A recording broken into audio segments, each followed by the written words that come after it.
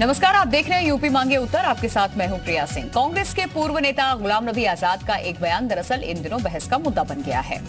एक कार्यक्रम के दौरान गुलाम नबी आजाद ने हिंदू धर्म को इस्लाम धर्म से पुराना बताते हुए कहा कि भारत के सारे मुसलमान हिंदू से कन्वर्ट हुए हैं।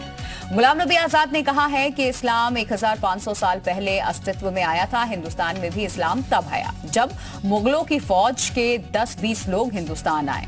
गुलाम नबी आजाद ने कश्मीरी पंडितों का भी जिक्र छेड़ते हुए कहा कि 600 साल पहले कश्मीर में सब पंडित थे, बाद में मुस्लिम में वो कन्वर्ट हो गए, इस मजहब को अपना लिया। अब गुलाम नबी आजाद के इस बयान पर कुछ मौलानाओं ने मोर्चा खोला है। मौलाना साजिद रशीदी का ये कहना है कि गुलाम नबी को कुरान और इस्लाम का बिल्कुल भी ज्ञान नहीं है। गुलाम नबी पर हमला बोलते हुए साजिद रशीदी ने आगे ये कहा है कि इस्लामी मान्यताओं के मुताबिक दुनिया का सबसे पहला इंसान हजरत आदम थे। उनकी पत्नी हजरत हव्वा भी मुसलमान थी जो सबसे पहले दुनिया में आई। मौलाना साजिद रशीदी के अलावा कुछ और मौलानाओं ने भी गुलाम नबी पर हमला बोला और कहा कि दुनिया में मुसलमान पहले आए थे, हिंदू बाद में। तो खास पैनल के साथ चर्चा करेंगे। चुनाव से पहले इस तरीके के बयान के क्या मतलब भी है, कौन पहले आया, हिंदू या मुसलमान? जितने भी मुसलमान हैं क्या वो वाकई कन्वर्टेड हैं, और इस तरीके के बयान का क्या मतलब हुआ आखिरकार। लेकिन एक रिपोर्ट आपको दिखाते हैं।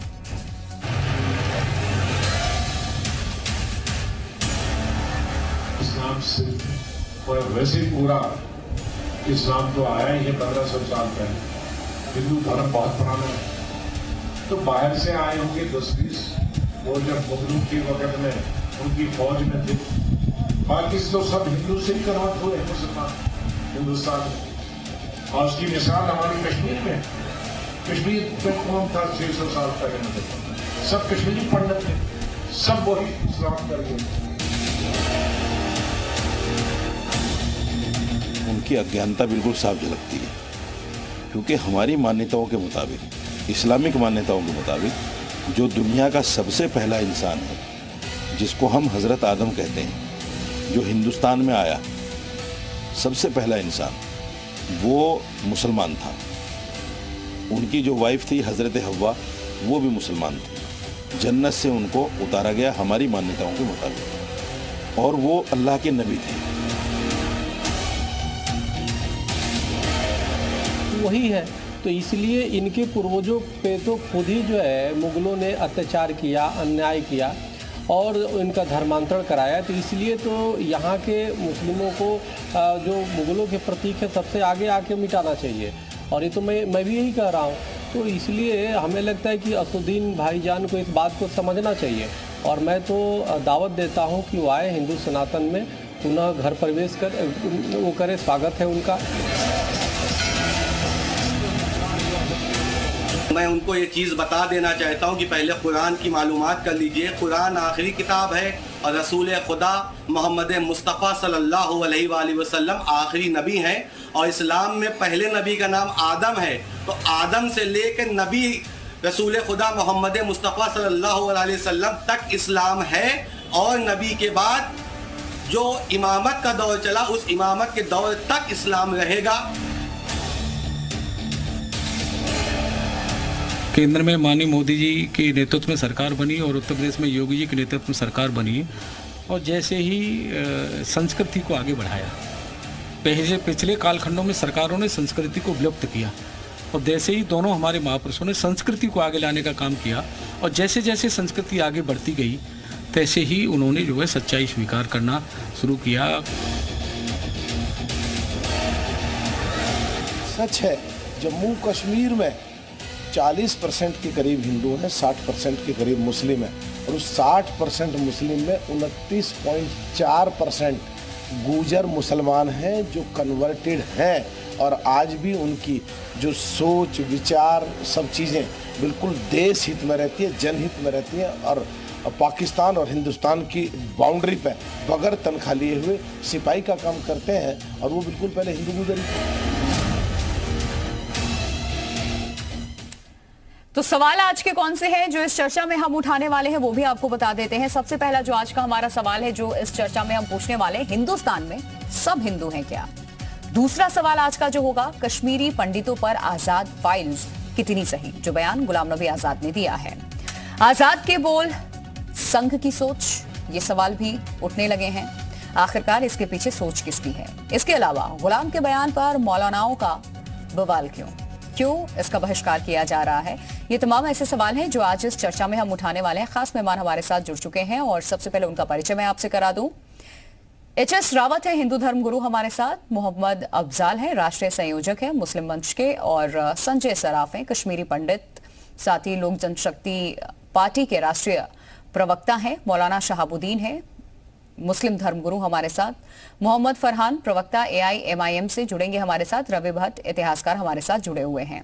आज जो गुलाम नबी आजाद ने बयान दिया है, इस बयान को लेकर के चर्चा की शुरुआत मैं सबसे पहले मौलाना शहाबुद्दीन बरेलवी जी आपसे कर रही हूं। किस तरीके से आप इस बयान को देखते हैं? गुलाम नबी आजाद साहब का जो बयान है वो बयान बिल्कुल दुरुस्त है और तारीखी हकीकतों के मुताबिक है। जो तारीख में जो हमने पढ़ा है और जो हकीकत है हिंदुस्तान की, कि यहाँ पर जो कदीमी मजहब है वो बुद्धिस्ट और सनातन धर्म, आर्य समाज, ये कदीमी मजहब है यहाँ के। और उसके बाद में इस्लाम आया और इस्लाम जब आया तो यहाँ पर बहुत सारे मुसलमान नहीं थे, बल्कि चंद ही अफराद यहाँ पर आए और मालाबार साहिल पर वो उतरे। और वो कितने लोग आए थे? वो लगभग 14-15 लोग थे। उनकी कब्रों पर मैंने फातिया पढ़ी है और मैं मालाबार साहिल पर मैं गया हूँ जहाँ पर वो पहली मर्तबा बादबानी कश्ती से वो लोग आए थे।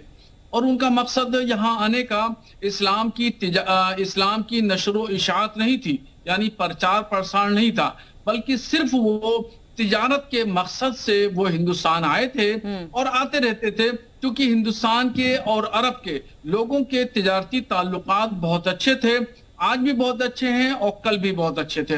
ये बात, लेकिन आपको लगता है आप इन चीजों को बड़ी बारीकी से समझा रहे हैं, उसका स्वागत हम सभी करते हैं, समझते हैं उस चीज को। लेकिन एक पॉलिटिकल लीडर की तरफ से ऐसे समय में बयान दिया जाना, जब एक तरफ हम देख रहे हैं कि देश में क्या माहौल है, चुनाव सर पर है, कांग्रेस पार्टी से अलग होते हैं, नई नवेली पार्टी इनकी अभी है, गठन किया इन्होंने, और उसके बाद इस तरीके का बयान देना इतना आसान है? हर कोई इसको डाइजेस्ट कर लेगा? आपको लगता है जो चीज आप जस्टिफाई करने की कोशिश कर रहे हैं? देखिए, वो पॉलिटिकल एतबार से वो बेहतर समझते हैं, या जो पॉलिटिकल लोग हैं वो बेहतर समझते होंगे कि किस पस मंजर में ये बयान दिया गया है और उनका मकसद क्या है। मगर मैं तारीखी हकीकत के हिसाब से बताऊं कि उनका बयान बिल्कुल दुरुस्त है और उन्होंने जो भी कहा है वो बात बिल्कुल सही कही है। मोहम्मद अफजाल, इसमें कोई दो राय नहीं है। मोहम्मद अफजाल, इसी सवाल पे आपकी राय क्या है? किस तरीके से देखते हैं गुलाम नबी आजाद के इस बयान को?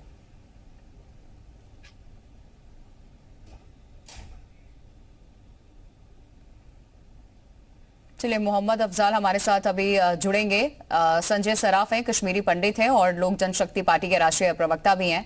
संजय जी, इस बयान को कैसे देखा जाए, जब ये बयान इस समय में दिया जा रहा है, चुनाव सर पे है, हर जगह तैयारियां शुरू हो चुकी हैं, और ये बयान कि इस देश में मुसलमान से थे ही नहीं, जितने भी हैं, जो बने भी हैं, वो हिंदू हैं, वो कन्वर्टेड है, खास करके कश्मीर को लेकर के जो इन्होंने बड़ी बात कही है, इसको किस तरीके से देखे सर?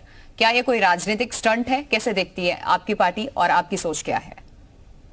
देखिए, सबसे पहले मैं राष्ट्रीय लोक जनशक्ति पार्टी पारस जी के साथ हूँ, राष्ट्रीय प्रवक्ता हूँ, क्योंकि एलजेपी के 2 हिस्से हो गए थे। जी जी। एक राष्ट्रीय लोक जनशक्ति पार्टी, तो मैं उसका राष्ट्रीय प्रवक्ता हूँ। दूसरी बात है, आजाद साहब ने किस विषय में ये बात की है और क्या बोलना चाहते हैं। मेरे हिसाब से आज हमें डेवलपमेंट और विकास की बात करनी है। देश डेवलपमेंट और विकास को देखकर माननीय प्रधानमंत्री के माध्यम से, होम मिनिस्टर के माध्यम से जिस तरीके से कश्मीर में विकास हो रहा है, विकास की गाड़ी चल रही है, इस स्टेज पर हमें नहीं लगता है कि हमें इन सब चीजों के बीच में घुसना चाहिए। बीइंग एन कश्मीरी पंडित को आज चाहिए कि उसकी रिटर्न रिहेबिलिटेशन कश्मीर में इज्जत आबरू के साथ कैसे हो जाएगी, उस पर बात करना ज्यादा इंपॉर्टेंट है, इन स्पाइट ऑफ इन सब चीजों पर बात करना, जिससे मेरे को नहीं लगता मेरी कम्युनिटी को कोई बेनिफिट या सपोर्ट मिलेगा। जो था वो पूरी हिस्ट्री है, सबको पता है। तो इन सब चीजों को वापस रिपीट करना, और उस टाइम में जब इलेक्शन का दौर है,